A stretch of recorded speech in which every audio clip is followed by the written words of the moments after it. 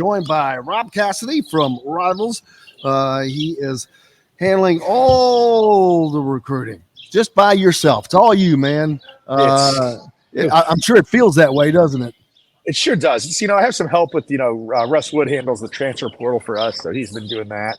But still, it's been tough. It's a one man show over here, but it's not exactly working in the mine, so I can't complain. I hear you. I say it every day. Rob's in Pittsburgh right now today, out and about and keeping it.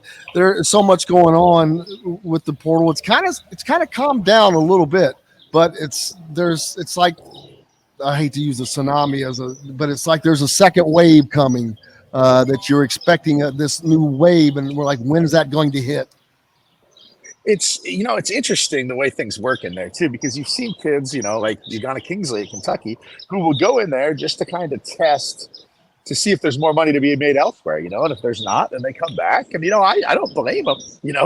They're playing within the rules. But I try to tell my bosses that they weren't ready for you use the word tsunami. They weren't ready for it. I was like, every kid is going to enter the portal, and I think they thought that I was exaggerating because they're not as plugged into it as some of us. And sure enough, and they're not even close to done yet. I think there will be another wave. I think you're right.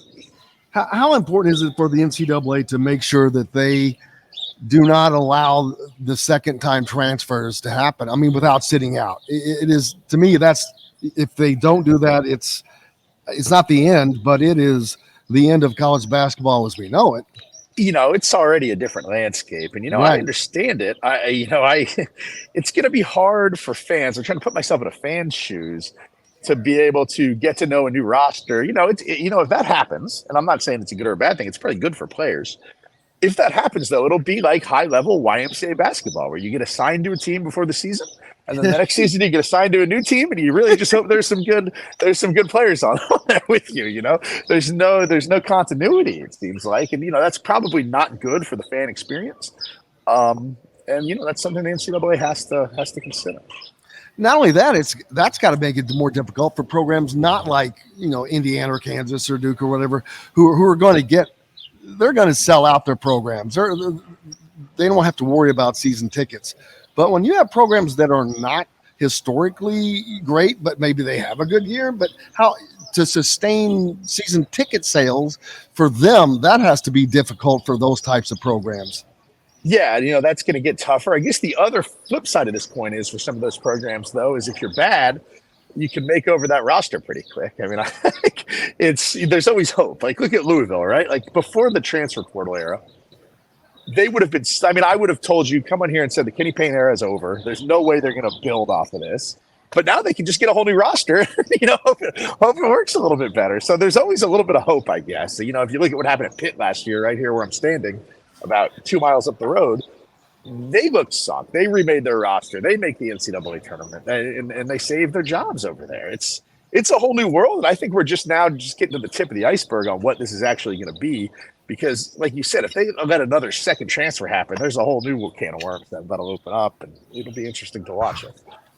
Well, look at K-State. Didn't they have 10 new faces this year? Yeah, they had 2 players on their roster. They had Marquise Noel, and they had one other player, I think Ish Wainwright. And then they went in the transfer portal, and they get Keontae Johnson, and they get 8 other guys, and the next thing you know, they go from firing their coach to an Elite 8.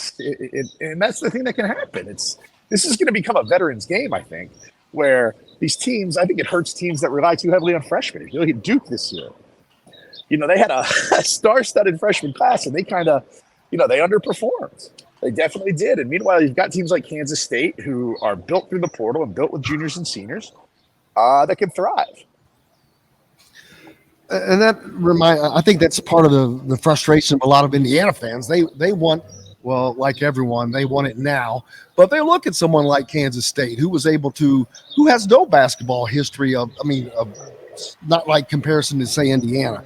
But yet they were able to go out, get that done, have a good tournament run, and the Indiana fans are just tired of that not being able to be the case. And Indiana is set up.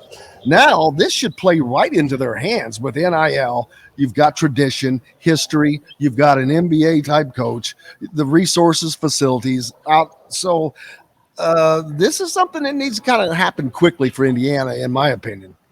Yeah, no, I agree, and I think they're set up. They're set up to thrive because they're set up as one of the teams that can use these mid-major teams as minor leagues, pretty much. And I hate to say it, but that's exactly what it is. If you have a good year at Wichita State or wherever else, you get called up to the majors, and Indiana should be part of the majors. They have the money to be that. They have the tradition to be that, and that's what's happening. It's really also how willing are you to recruit other teams' rosters. Now, coaches will come on here from every school in the country and tell you they don't do that, but I'll tell you what, they're all doing it. Now, maybe not in person, but through back channels, they will talk to people. Is he happy there? So and so. That's just how it's happening. Is it right? Who knows? But I mean, that's just part of the game now. Is recruiting mid majors rosters while they're on the team.